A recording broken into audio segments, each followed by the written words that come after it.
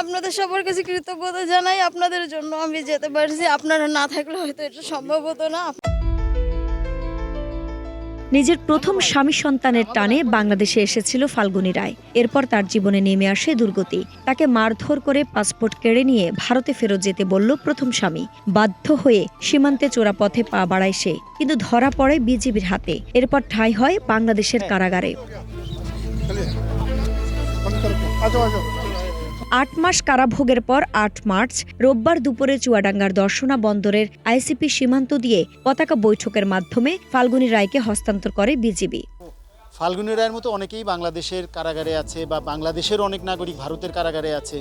তো আমরা এই কাজটা বেশ কিছুদিন ধরেই করছি, বেশ বছর ধরেই করছি, যে তাদেরকে তাদের পরিবারকে খুঁজে বের করে তাদের পরিবারের কাছে পৌঁছে দেয়া।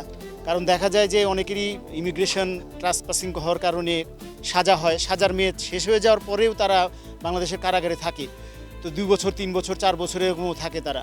তো তাদেরকে এই যে দায়িত্বটা আসলে দুই দেশের গভর্নমেন্টের, যে তারা এদেরকে বিভিন্নভাবে তাদের পরিবারের কাছে পৌঁছে দেবে বা তাদের নিজ নিজ রাষ্ট্রের কাছে পৌঁছে দেবে। আমাদের চুয়াডাঙ্গা জেলা কারাগারে 2 জন ভারতীয় বন্দী আছে, মা ও ছেলে।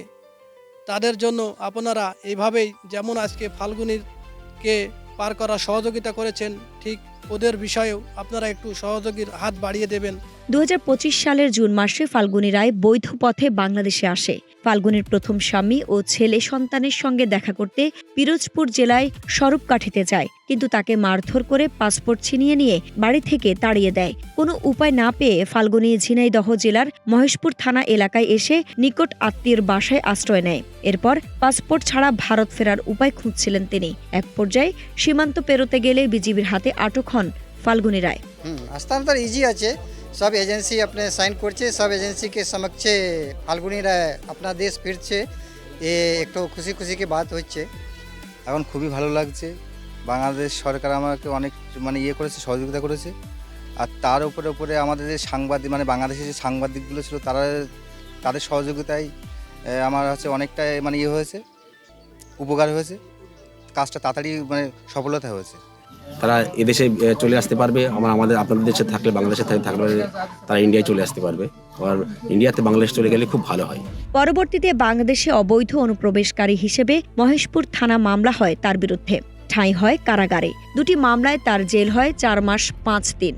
কারামেয়াদ শেষ হলেও দুদেশের অভিবাসন প্রক্রিয়ায় জটিলতায় তাকে 8 মাস 10 দিন কারাগারে থাকতে হয়।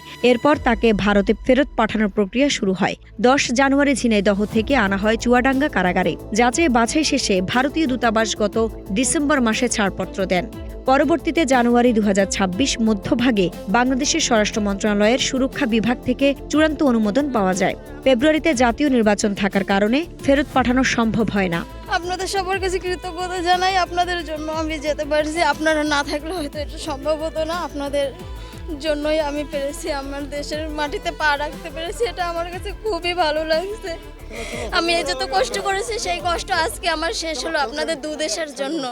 দীর্ঘ 8 মাসের আইনি জটিলতা শেষে 8 মার্চ রোববার সকাল 10টায় বাংলাদেশের দর্শনা বন্দরের আইসিপি সীমান্ত দিয়ে ভারতের গেদে সীমান্তে বিএসএফ এর কাছে হস্তান্তর করা হয়। এ সময় বিজিবি, বিএসএফ, কাস্টমস, ইমিগ্রেশন, থানা পুলিশ, এনজিও, মানবাধিকার সংস্থার কর্মকর্তারা উপস্থিত ছিলেন। আইরিন হাসান, নাগরিক প্রতিদিন।